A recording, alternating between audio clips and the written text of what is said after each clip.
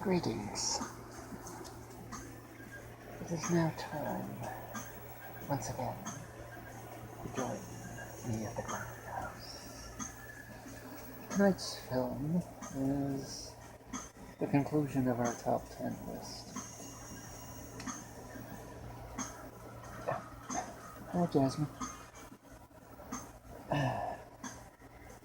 And in our top 10 list, I had actually reviewed this film once, but due to time limit constraints, I don't know if that will ever be uploaded. Long story short, it wasn't that easy to do this, so I'm probably going to redo this in this way, because in the tradition of the film itself, I've decided I'm going to split the review down into two parts.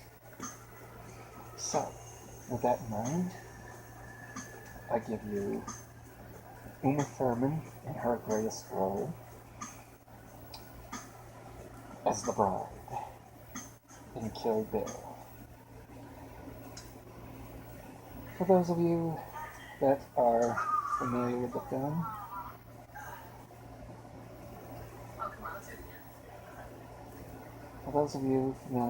that will be, well, you've seen it, so that's not really a spoiler. But for those of you who are not, you might want to turn off this segment right about now and look for my cat video on YouTube or something. I'll wait a few minutes.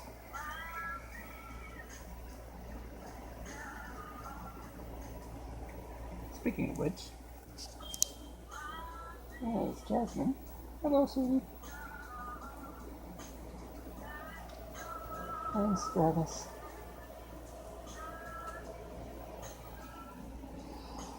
Okay.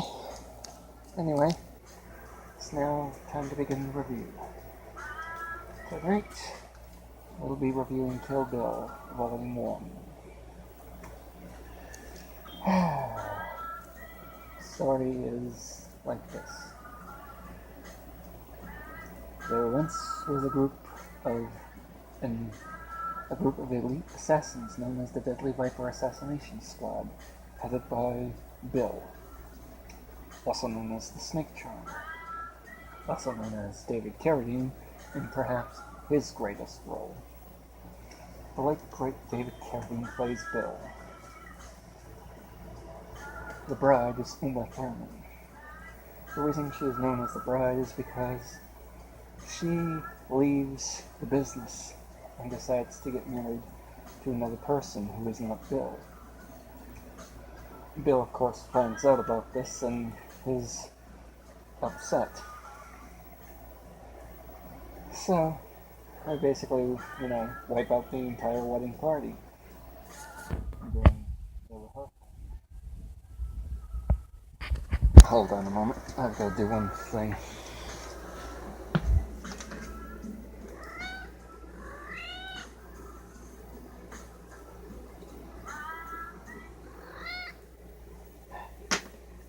Anyway, so the bride gets shot by Bill, and she goes into a coma that lasts for 4 years. Meanwhile, they were planning to kill her in the hospital bed, but at the last moment, Bill calls up El Driver, one of the other assassins played by Derek Hanna, and tells her to abort the mission. So, they think she's going to stay in the coma for, however long.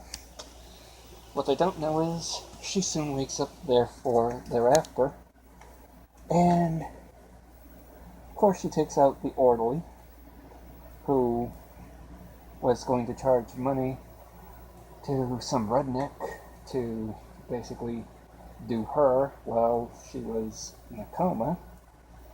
Understandably so. The customer gets wiped out. Understandably so. The orderly gets wiped out. Kind of a nice maneuvering as to how that happens too. Oh, Jasmine. And if you notice carefully, there's even There's even a reference to the movie Eaten Alive with Toby Hooper. But I won't give that one away. I'll let you figure that one out. For those of you who've seen it, you'll know what I mean. Anyway, so fast forward to the fact that, it goes into a flashback at that point. But even before that, the first person she kills in the film is technically not the first person, but the second. And hence the flashback. But anyway, I'm going to backtrack a little here. She goes and she finds Vivica Fox's character, Verita Green, played by Vivica, also known as Copperhead. They're named after snakes, by the way. The bride is also known as Black Mamba. She takes out Vernita right in front of her child, inadvertently, which makes people speculate on the net as to whether or not there's going to be a sequel to Kill Bill. And this time the daughter of Vernita are going to be going after Beatrix. Beatrix Kiddo, the bride. I was going to save that till the second part of this review, but anyway. Spoiler. So, let's see. The bride takes Vernita out, tells the daughter Nikki that if she's still raw about it when she grows up, she'll be waiting. Hence the potential for a sequel, which I don't know if that'll ever happen. And then we get to the flashback of her waking up, her killing the orderly, her getting away from the hospital, and then we find out about the origin of Oren Ishii, played by Lucy Liu, in a much better role than anything she ever did in the Charlie's Angels franchise. She was a lot more vicious in this one. Great scene with a sword and a business and a Yakuza boss. But anyway, good flashback scene with that also. There's also an anime scene for all you anime fans out there. I don't see a lot of anime myself, but what I did see of this one, I liked. It was very visceral, brutal, and would have made it, if they had made this entire movie into anime, it would have been just as good if it was a motion picture. But, but again, that would be a hard thing to do, I'm assuming. Maybe. So anyway, they show an anime scene of the origin of Oren when she was a child. She watches her parents get taken out by a Yakuza boss. At the age of 11, she finds the Yakuza boss, and she shish kebabs his ass in bed. Beautifully done. Diabolically done. Anyway, so then, by the age of 20, she becomes this top-ranked female assassin. She soon joins up with Bill, and of course, he backs her financially. She becomes a Yakuza boss, and it's then at the showdown of the Blue Leaves Inn that we see the bride versus Oren Ishii in a great sword fight. But even before that, she battles about 36 other fighters led by Gordon Liu, who plays Johnny Mo, and plays another part in Volume 2, which I'll get to later. Johnny Mo is the head general of the Crazy 88s. The Crazy 88s are run by Oren, and it's a great smorgasbord of sword fights and martial arts. Very Grindhouse Kung Fu-like, pretty much. She basically slaughters everyone. Except for like one guy, which she spanks with a sword, but that itself was pretty funny. Oren also had the secretary, who you assume by the end of the film, Sophie Fatale probably buys a farm. Or at least that's my assumption. I'm assuming Bill killed her, even though they don't really They don't really show anything. But getting back to the sword fight, Oren and the bride have it out in a nice snowy background type of setting right outside the inn, and I won't give away what happens, but it's a great sword fight. The movie itself is pretty much, that half of the film is pretty much all kung fu oriented. The second half is going to be supposedly spaghetti western, even though technically I only say it's spaghetti western because of the setting. A lot of it's in the desert.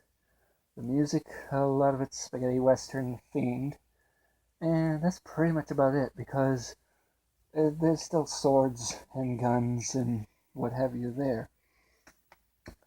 But anyway, that'll be the other review I'll be getting to a little later on. So basically, oh, I almost forgot. There's also Bill's brother Bud, played by Michael Madsen, who, if you remember him from Mr. Blonde, from Reservoir Dogs, great actor. They don't show him much in it, though. He'll be shown more in Volume 2.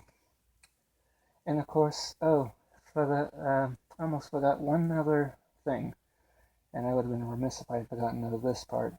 Sonny Chiba playing Hattori Hanzo. Hattori Hanzo is a Japanese sword maker who was actually a sensei of Bill's. And he ends up building her a sword, even though he took a blood oath never to make another samurai sword again. By the way, for those of you who are fans of Sonny Chiba, or people who are not familiar with his work, I recommend the Street Fighter movies. That was probably one of the greatest martial arts films next to anything Bruce Lee's ever done. But that's just my personal opinion. Anyway, I'll be getting to Volume 2 shortly thereafter. I believe that's about it for right now. So, Volume 2 of Kill Bill, continuing that segment. Until next time.